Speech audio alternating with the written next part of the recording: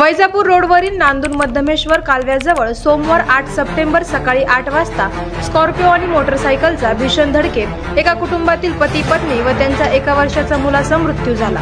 वाळूज एमआयडीसीतील कर्मचारी सज्जन राजू राजपूत, पत्नी शीतल आणि मुलगा कृष्णांश याचा जागीच मृत्यू झाला। ते सटाणा येथून परत येत असताना अपघात घडला। जखमींना रुग्णालयात नेले असता डॉक्टरांनी त्यांना मृत घोषित केले। शिल्लेगाव पोलिसांत नोंद झाली असून पुढील तपास सुरू आहे।